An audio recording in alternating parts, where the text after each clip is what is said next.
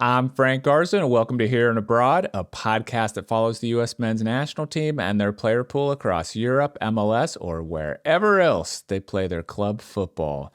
The USMNT roster for the March friendlies against Belgium and Portugal is expected to be announced next week, and on today's show, we're going to predict what that roster will look like. To help me do that, I've invited Larry Henry Jr. back to the show. Larry is the managing editor for SBI Soccer. Larry, it's good to have you back.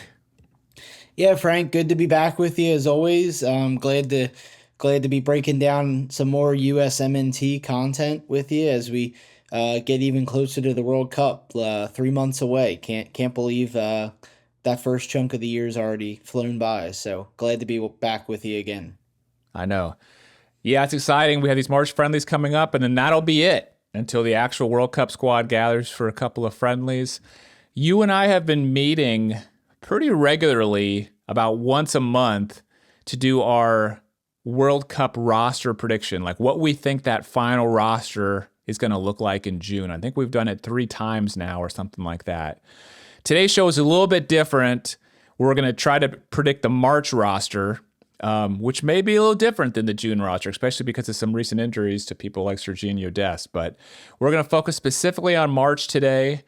And for those watching on YouTube, you'll be able to see the screen I'm sharing. We're going to start with goalkeepers. We're predicting a 26-man roster here. There's usually 3 goalkeepers. Sometimes Poch brings in 4. But Larry, I'll let you start with goalkeepers. Who are the goalkeepers you think will be brought into the March window? Yeah, 2/3 of my list I think will stay the same from the last time we broke it all down. But I think Matt Freese is still easily the number one. He hasn't really done anything to kind of hamper his position, obviously, because the U.S. haven't really played since November. So I still think he's the number one. I imagine he'll be there. Matt Turner, I still think he's the number 2. I know the MLS season is only a few weeks in, but I still think Matt Turner brings veteran experience, which is what you need as a backup goalkeeper. And the third spot, I know I've had Patrick Schulte in the mix. I'm gonna flip it. I think Jonathan Klinsmann is gonna be the guy to get the call in. I just think that I don't think Patrick Schulte has really done anything particularly wrong. I just think that Jonathan Klinsmann, I mean, this is his time. I don't know if he's not in now, I don't think he's going to be in for May and June. So, and I think he's playing week in and week out in Italy's second division. I think it's been really good competitive nature for him. Been able to watch some of the games over there, and it's definitely some good competition. So I like him to get in there. Again, I don't think Schulte's really hurt his stock. I just think Klinsmann is kind of boosted his stock at club level. So I think he'll be the number 3 for this window. Okay. That's fair. I debated this one kind of long and hard. Ultimately, I decided to go with Matt Freese, Matt Turner, Patrick Schulte, the same 3 guys I've been going with for the last couple of prediction shows. But this is one I think, beyond Matt Freese, who I know will be there, I could be completely wrong on this. This one I think is pretty unpredictable. It wouldn't surprise me at all if Poch brought in somebody different than Matt Turner and Patrick Schulte, especially Patrick Schulte, because I just think, beyond Matt Freese being the clear number 1 at this point, it's just so wide open between a lot of these guys. I mean, Roman Celentano has been playing well since the MLS season started. Ethan Horvath got off to a good start with New York Red Bulls, although he didn't have the best match, last match. Zach Steffen is already injured again, but Chris Brady has been playing well as well. So I don't know. We're going to learn a lot, but ultimately I didn't see enough that's changed since the November roster, which is the last time Poch brought in a squad. And he brought in Freese, Turner, and Schulte. And I'm not sure if any of those guys have lost their spot. And so I just went with those same 3. But I'll be watching especially Schulte to see if he misses out to somebody like a Celentano. I hadn't thought about Jonathan Klinsmann too much, but that's a good shout. This is one, though, that I think nothing really will surprise me when I see that roster come out, next week in terms of goalkeepers. Okay, let's go to defenders next. And what you'll see here, for those of you watching on the screen, you're going to see the 8 defenders I think that will be brought in. And then right now, under Larry's name, it's the 9 defenders he had predicted last time we did the show. And so I'll update that as we get to talking here. But basically, I'm predicting he'll bring in Chris Richards, Tim Murray, Miles Robinson, Mark McKenzie, and Noah Kai Banks as the center backs. Anthony Robinson, Max Arfston, and Alex Freeman as the fullbacks, outside backs, wing backs, whatever you want to call them. We could put Tim Weah here as well because he can play that wing back role. I ultimately have him listed in a different position below. But this is one I thought long and hard of as well. First of all, I do think he'll bring in 5 center backs. I debated between Noah Kai Banks and Tristan Blackman. My only doubt about Banks is how he kind of came out recently and said he still hadn't decided whether to represent U.S. or Germany yet. And I wonder if Poch will take that as, I don't know, something negative to where, okay, if he hasn't decided on the U.S., well, then I'm not going to decide on him for this World Cup. I'm going to give him some space and time to decide. He hasn't really been in the team much. He's only been into one camp, hasn't played. And so there's not a lot of equity built up with him. Whereas Tristan Blackman, he came in the September window. He started 2 matches for Poch. Then he got hurt afterwards. And so we don't really know if Poch would have brought him back in for October or November. He's off to a good start in MLS. I'm really going to be watching that decision right there, Noah Kai Banks versus Tristan Blackman. And then the other thing I'm going to be watching is whether he brings in another outside back, like Joe Scally, I think would be the next one in. I've seen Poch numerous times bring in a roster where there's only like 2 or 3 natural outside backs, and he just knows we have other people like Weston McKennie, even Miles Robinson, people like that could play that position if need be. And so I'm thinking, I just don't think Joe Scally fits his system that well. And so I just think he's going to just leave him out with Serginho Dest's injury and just know that if, Freeman gets hurt or something like that, that he'll have other options to go with. My one doubt on that, though, is how little Freeman is playing at Villarreal. He hasn't played much since going over there, so maybe Poch thinks, you know what, I need to at least bring one guy in that I know could go the full 90 if I needed, so maybe he brings in Joe Scally. But that's really the 2 key decisions I'm going to be watching is, does Noah Kai Banks make it in? And then does he bring in another outside back like a Joe Scally? What about you? Yeah, looking at least, at the center back position, I'm going to stick with the 5 that I have, Chris Richards, Tim Reen, Miles Robinson, Mark McKenzie, and Austin Trusty. I'm kind of in the same boat with you about Noah Kai Banks. I don't think he won't be there because of talent. Being, 18, 19 years old, playing week in and week out in the Bundesliga is very impressive. He's definitely earned a lot of, praise from pundits and former players alike. I just don't know if he does come in, I don't think he's going to be starting per se. So I do think he's the future at center back for this team. I just don't know if he's going to beat out a guy like Chris Richards, who I think is the best center back in the pool, Tim Ream, who obviously Pochettino still trusts at his age, Miles Robinson, who he's called in for camps before, Mark McKenzie, who he's called in for camps before, Austin Trusty, who he's called in and is playing week in and week out for Celtic. He had a really good performance again over the weekend in the Scottish Cup win over Rangers, scored in the penalty shootout, which not very often you see the center backs want to come up and take a penalty shot, but he came in and stepped up and put his name in the hat and scored. So, kudos to him. So, and I think Trusty gives you a little bit of versatility. I mean, I know he's really just a center back, but we've seen him before at club level play in like a 3 center back system on the left side. So I think he'll be in there.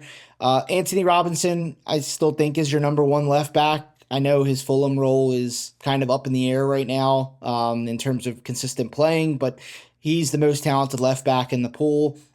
Max Arfston, I think, will back him up. Serginho Dest will come out due to his recent injury. We don't know when he'll be back, but hopefully it's before the World Cup. And then, so I think that leaves you with Alex Freeman, and I'm going to add Joe Scally in as another right back. I definitely agree with what you said about Scally. I'm not sure how Poch kind of rates him, but with Dest getting hurt, I think that just kind of tosses Scally back into the mix because, like you said, Freeman isn't playing all that much with Villarreal to start. Hopefully that changes before the end of the season, but Scally is playing week in and week out and, can play that role if needed. So those are my defenders. Like I said, Scally in, Dest out, and then keeping everyone else the same. Okay, so you and I, we have two disagreements here. I'm going with Noah Kai Banks. You're going with Austin Trusty as your fifth center back. And then you're including Joe Scally. And I'm not including a fourth outside back. And quite honestly, it wouldn't surprise me at all if you're right or if I'm right or if we're both wrong with those two. I think those are the two big decision points that we're going to see Poch make in this roster. Yeah, like I said, I do have some doubts because of Alex Freeman, his limited playing time. And I think that Poch is going to want to play Weston McKennie as one of the dual number 10s next to Pulisic because he's playing, he's doing so well. I know he's playing all kinds of positions at Juve, but he's done so well in that role for Juve. And so, yeah, maybe Scally is just an insurance, but I just have a bad feeling for Joe Scally that he isn't one of Poch's guys and that Poch is just going to be like, you know what, he's not one of my guys. I'm not going to waste a window on him. I already know what he can do. If I do need to bring him in to a World Cup, I've seen him a lot. I'm going to just take his roster spot and give it to somebody else for an evaluation. But we'll see. That's going to be super, super interesting. Okay, let's go to central midfielders next. I'll let you take the lead on this one. I have the five guys that you went with from our last discussion, which were Tyler Adams, Christian Roldan, Tanner Tessman, Sebastian Berhalter, and Aiden Morris. What are you thinking for March? Yeah, this was probably the toughest spot for me. I am actually going to keep everybody that I've had, but also toss in Johnny Cardoso. I think he is starting to pick up steam now. I know a month or two ago we're probably not saying that, but he's been playing week in and week out now, at least with the rotation that Atletico's been using because of multiple competitions. But starting again in the Champions League, has delivered some really good performances. I think he's done enough to get back into the March camp.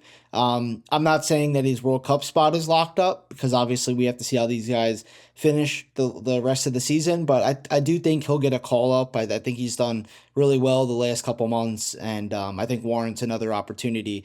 Yunus Musa was maybe on the bubble for me. I know he's scored a couple goals for Atalanta. I know he didn't start in the Champions League this week against Bayern Munich, but I'm glad that he is playing. He's back playing again. He's scoring some goals, but I just don't know if that's enough right now to really kind of force him in over those six guys that are on my list. Yeah. Yeah, and so I'm going with Tyler Adams, Christian Roldan, Tanner Tessman, Sebastian Berhalter, Aiden Morris. The only difference I have versus yours is I'm not bringing in Cardoso. Again, this is going to be one of the real key decisions that Poch has to make, with the roster.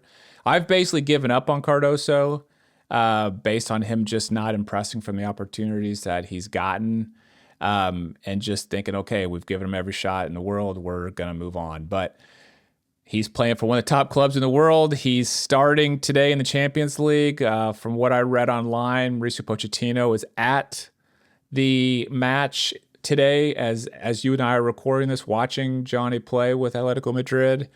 And so we'll see. Maybe this is his last chance saloon for him. But I kind of just have given up on him, and that's why I didn't include him.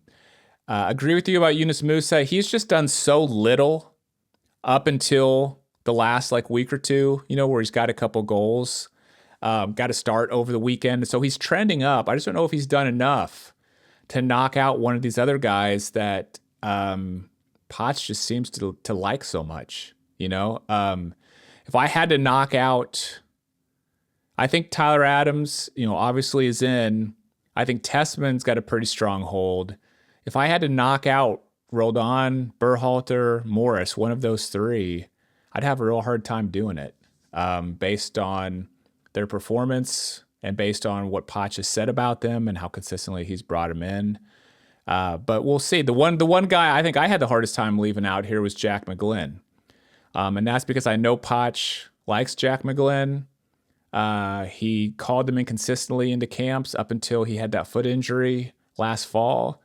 McGlynn's back playing with Houston, starting all of their matches so far. Had a nice assist in week 1. And so does Potts have him higher up on his list than what I have here? Like I know he likes him, but maybe he's just one of his go-to guys that he wants to bring in after the injury and you take a look at. So it wouldn't surprise me at all if Jack McGlynn surprised some folks, and got a call in. Did you think about him at all, or is he just way off of your list? I don't think he's way off. I think he's in that other options pool that you have with with guys like Busio and Musa and I guess even James Sands. I mean, McGlynn is definitely a creative player, a really good left foot, really just a smart player on the field. Kind of maybe in the situation of like a Noah Kai Banks, where I just think that there's just, the core of this team, I think are just too hard, obviously, to lead out. A lot of them are, in their primes, like the Pulisic's and the McKinneys and the Adamses, the Robinsons. So I do think McGlynn is one for the future. I think, 2030, we're going to be looking at, him and Banks and a lot of these younger guys, Freeman and others to be kind of the leaders of this team. Not saying that, Adams, McKinney, Pulisic are going to be done, but they're going to be, 4 years older by then. So I do think McGlynn's on the bubble, and I wouldn't be surprised if he, like you said, if somebody does get hurt, he could be an injury replacement. But yeah, it's really tough to drop, I think, any of those guys. Morris is playing outstanding right now. It seems like every week, Kim Hellberg, the manager at Middlesbrough, is just praising him for his abilities, his versatility, physicality. Roldan, it seems like Pochettino really rates him as kind of like a, he does, and then, will do anything for the team type of guy. And Tessman is boosted his stock as well. Berhalter's really good on set pieces and corner kicks. I think he'll be in the mix as well. So it's very tough. I wouldn't want to have Pochettino's job, that's for sure, because you're going to upset somebody. Yeah. Well, you're going to upset somebody, but it's also like, that's what I was thinking as I was trying to like narrow down my list here. There's some really tough decisions here between good players who are in good form, who have done well for the U.S. men's national team this year. He's got a tough call on some of these guys. There's going to be good players left out. Yep. Okay. Let's go then to attackers. And I'll kick us off here. I brought in 6 attackers. Christian Pulisic, Timothy Weah, Weston McKennie, Malik Tillman, Brendan Aronson, Alex Zendejas. Like I said, I could have put Timothy Weah up as a defender, because ultimately I do think he'll probably play more of a wing back position versus like one of the dual number 10s or something like that. I'm leaving off guys like Diego Luna, only because he just hasn't played a match in MLS yet due to injury. I'm leaving off guys like Gio Reyna, who really isn't playing at all, and I think has very little chance, at this point of making the team. And I'm leaving off guys like Timothy Tillman and Luca De La Torre, which I think De La Torre has very little shot right now, but I just think Timothy Tillman had such an excellent game against Uruguay in the last match that this U.S. team played, that it wouldn't surprise me at all if Poch, brought him in, but I have him just on the outside looking in.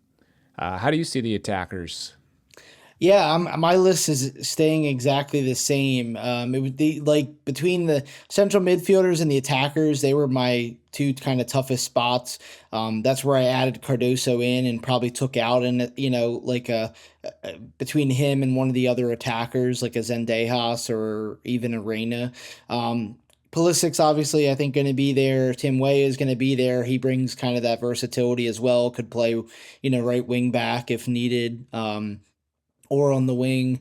Weston McKennie has been, one of the best, if not the best American overseas this season, just with his, versatility. It seems like he's played everywhere but goalkeeper at this point for Juventus.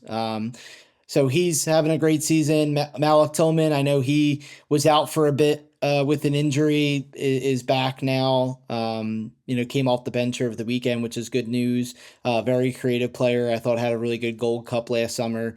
And then Brendan Aronson, who has kind of picked things up, in the fall and winter and into this new year. I know the goal contributions haven't come as regularly in this new year as they were maybe over the Christmas period, but I still think he's a very important piece of this roster in terms of just his defensive pressing, his willingness to kind of do anything, and he can come off the bench and maybe be like a super sub. Zendejas is tough because I know originally I really wanted him to be part of this, and I know he still can be, but I know he missed some time. He's come back. He's had a couple goals, couple assists. I'm just curious if he's done enough to get back in the mix. With the national team. I know it's been a while since he's last been there. And then the other options, like you said, Luna hasn't played this MLS season. Gio Reyna, I think, has really just fallen out of the mix. He was, was out with an injury. I think it was a muscle injury, and then hasn't really playing. And then Tillman and De La Torre. I think anyone in that other options group that maybe has a chance is Timothy Tillman, if any of them. So, but those are my five guys: Pulisic, Weah, McKennie, Tillman, and Aronson. Yeah. And, this is one of the reasons why I only brought 8 defenders and I left off Joe Scally, because I wanted to bring someone like Alex Zendejas in. I just thought I'll bring in an extra attacker instead of Joe Scally. But that's some of the decisions here, that Poch has to face is which do you value more? Is bringing in maybe the insurance of a Joe Scally or bringing in Zendejas, who had a really good, remember that goal he scored in one of the fall friendlies? That was incredible. And I feel like I'd like to see him get one more look, personally, but wouldn't surprise me if I was wrong on him. I'd be surprised if we're wrong on the other 5. Pulisic, Weah, McKennie, Tillman, and Aronson. I'd be real surprised if those 5 don't make it in. Wouldn't be so surprised if I'm wrong, on Alex Zendejas, he doesn't make it in. Or if Timothy Tillman makes it in, instead. Okay, well, that brings us to strikers, our last spot here. And I'm going to let you go first on this one. Who, last time you brought in Fuller and Balogun, Patrick Agyemang, Haji Wright, and Ricardo Pepi. What are you doing with strikers this window? Yeah, I know that I've probably said this even on Twitter a lot about bringing in 4 strikers, and I've kind of gotten the side eye probably from people. I'm gonna go with 3. I'm gonna go with Balogun, Wright, and Pepi. I think Agyemang is cooled off a bit in terms of his production with Derby County. He's still having a very good season, and they're in the playoff mix, which is neat to see, because not many people probably put them there before the season. But yeah, I just think it's hard to, Balogun is in really good form. Wright is in really good form. Pepi scored the game winner, over the weekend. Agyemang is cooled off a bit. So I think right now, I think he's the odd man out. He does bring different, traits than the other guys in terms of just his physicality and winning duels and winning aerials and holding up, possession, which is obviously important. But I just think that, I can't see Balogun, Wright, Pepi not making it unless there's some unforeseen reason that we don't know about, or, somebody gets hurt in the next couple days, which I hope they don't. But yeah, I mean, Wright has really picked up his form this new year. Balogun is scoring every week against PSG, it seems, and Pepe is back to fitness and form, which is important. The only thing I will say though, Ajiman and Pepe, I think they would be the ones fighting for that final striker spot. I mean, Ajiman had more opportunities with the national team in 2025 and had a really good 2025. I think it was 5 goals with the national team, had a really good Gold Cup where Pepe, only featured once in that Paraguay. Was it the Paraguay friendly? I was there at Subaru Park. He had a really good chance to score and he missed. And I kept thinking, I hope this doesn't kind of unravel his chances. But I think for now he's safe and Ajiman's on the outside. And then the other guys, I don't see Josh Sargent making a way back in time. He hasn't even played yet for Toronto. Brian White is I guess on the radar in case something happens. And then Damian Downs I know is playing a little bit regularly with in the Bundesliga. But yeah, I just don't think the goals haven't come yet, the assists haven't come yet. So I'm sticking with those 3 guys that I said. Yeah, this is another one of the top decisions. I'm looking to see what Poch does with the roster. Does he bring 3 strikers or 4? If he brings 4, I think it's pretty obvious that it'll be Balogun, Wright, Pepe, and Ajiman. If he brings 3, which one gets left off? I went with 4, so I have him bringing in Balogun, Wright, Pepe, and Ajiman. And that's another reason why I made some of the decisions I did previously with other positions was to allow that. I think I have a little bit reversed. I'm a huge Pepe fan, okay? And at the end of the day, I think Pepe's going to be there in June. But I'm wondering if because he's still not fully all the way back from his injury, like I think he just started the first match since he's been back, like this past weekend. And he had the nice goal and everything. Poch has the excuse of saying, you know what, I'm going to leave him at PSV. I've seen him. I know what Pepe can do from other camps. I'm going to leave him at his club, let him continue to get healthy. He has a history of doing that with players, that are coming off of an injury. Ultimately, though, I think he wants to bring him in there to get it as to see how he looks with the team in March, since this is his last camp before the roster. But also because I think maybe just to have some competition between these 4 guys at the camp. Because he knows that for the final roster, he may only be able to bring 3 of them. And so this is an opportunity to kind of have maybe one last tryout between the 4. I mean, I think Balogun's certainly in there. But Wright, Pepe, and Ajiman, I think maybe Poch hasn't fully decided between those 3 guys. But it's going to be super interesting to see what decision he makes there. Okay, so the last thing we did, just like NCAA March Madness tournament style, where they're talking about the last teams in, last teams out of the tournament bracket, Larry and I have selected our last 3 in and first 3 out of the roster. For me, I went with, for my last 3 in, Noah Kai Banks, Alex Zendejas, and Ricardo Pepi. My first 3 out were Tristan Blackman, Jack McGlynn, and Timothy Tillman. What about you?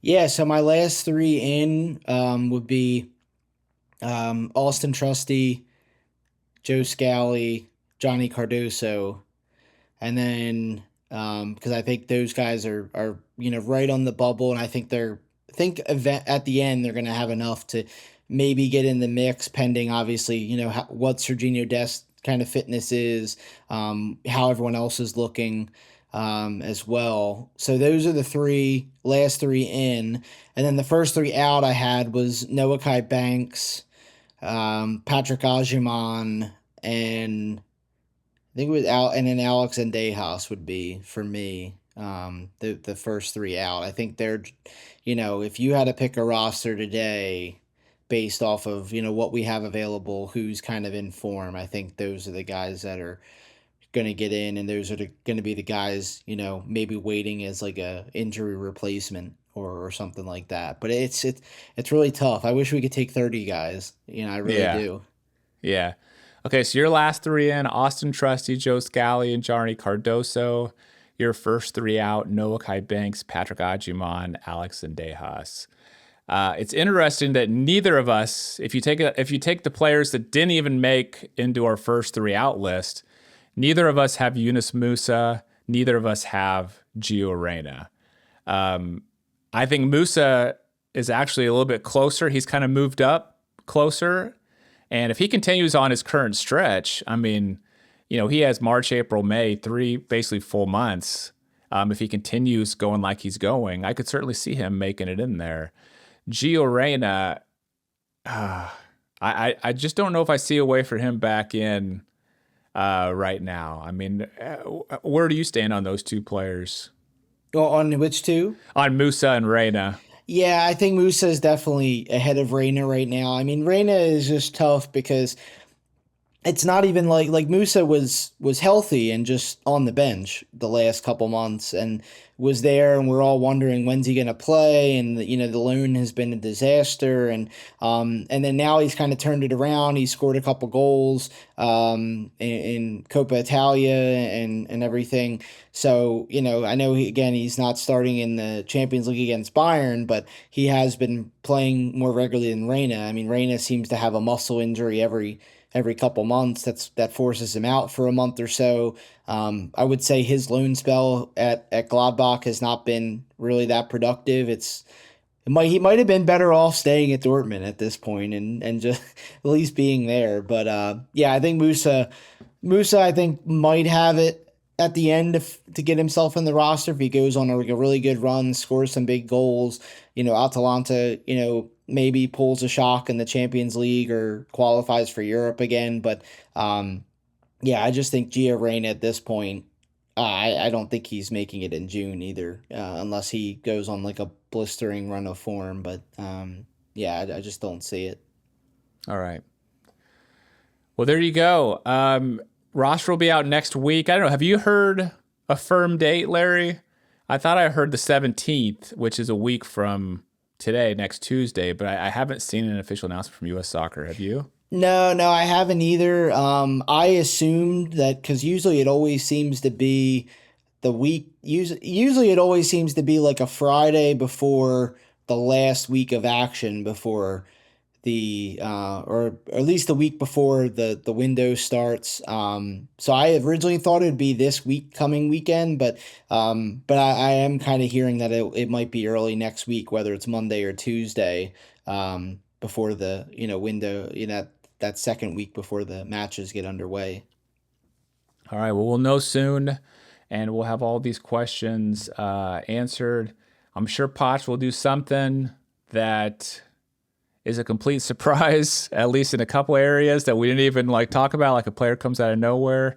That'll be interesting to see, but I can't wait to see this roster. Well, Larry, thanks so much. I'll make sure and put links in the show notes to your X account, which is at lhenry019, and also to your work at SBI Soccer. Really appreciate you coming back on the show today. Yeah, no problem at all, Frank. Thanks for having me. Good to connect with you. And definitely enjoyed breaking all the picks down because I know I'm sure Potch will definitely throw a curveball in there somewhere that we didn't have. So, but thanks for having me. Yeah, he always does. All right. Thanks to everyone for listening to Here and Abroad. If you enjoyed the episode, please do me a huge favor and hit that subscribe button if you're watching on YouTube, or that follow button if you're listening on Apple Podcasts, Spotify, or somewhere else. Thank you so much. I'm Frank Garza. You can follow me on X at FrankGarza007, and I'll be back next week with a new episode.